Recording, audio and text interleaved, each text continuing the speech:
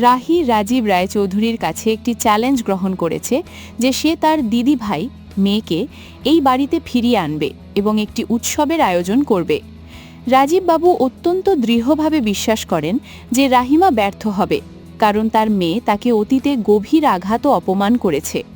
এই দ্বন্দ্বের মধ্যে রাহিমা এবং লাক্সকে এক অদ্ভুত পরিস্থিতিতে দেখা যায়, যেখানে তারা তাদের গোপন পরিকল্পনা লুকানোর জন্য ফিজিওথেরাপি বা ধুলো পরিষ্কারের অজুহাতে ভোজপুরি ডান্সের মতো অঙ্গভঙ্গি করে পরিস্থিতি সামলে দেওয়ার চেষ্টা করে। রাহিমা তার এই মিশনকে সফল করতে একটি দল গঠন করে, যাকে মজার ছলে রায় ইন্টেলিজেন্স ব্যুরো বলা হয়েছে। তারা খবর পায় যে দিদিভাই বর্তমানে সিটি হোটেলে অবস্থান করছেন। যদিও পরিবারের অন্য সদস্যরা এবং রাহিমার স্বামী এই পরিকল্পনার সাফল্য নিয়ে সন্দিহান এবং তাদের মধ্যে প্রায়ই ঝগড়া ও মতবিরোধ তৈরি হয়, তবুও রাহিমা তার লক্ষ্যে অবিচল থাকে।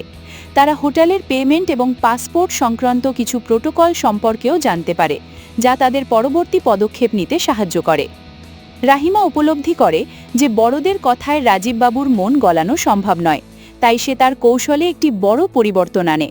ছোট্ট টিনটিনকে এই মিশনের মুশকিল আসান হিসেবে ব্যবহার করার সিদ্ধান্ত নেয়। রাহিমার মতে, যা বড়রা করতে পারেনি তা হয়তো টিনটিনের সারল্য দিয়ে সম্ভব। যদিও এটি করতে গিয়ে তাকে কিছু মিথ্যার আশ্রয় নিতে হচ্ছে, তবুও সে মনে করে একটি মহৎ উদ্দেশ্যে এবং ভালোবাসার যুদ্ধে সব কিছুই গ্রহণযোগ্য। শেষ পর্যন্ত রাজীববাবু রাহিমাকে 7 দিনের সময় বেঁধে দেন।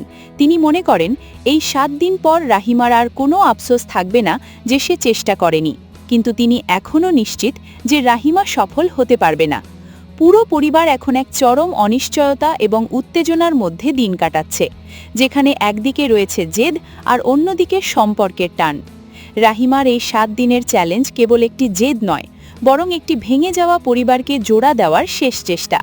যদিও রাজীববাবুর কঠোর মনোভাব এবং পরিবারের অভ্যন্তরীণ কলহ এই পথকে কঠিন করে তুলেছে, তবুও রাহিমার আত্মবিশ্বাস এবং টিনটিনকে কেন্দ্র করে তৈরি করা নতুন কৌশল এই নাটকের মোড়ে এক নতুন আশার আলো দেখাচ্ছে।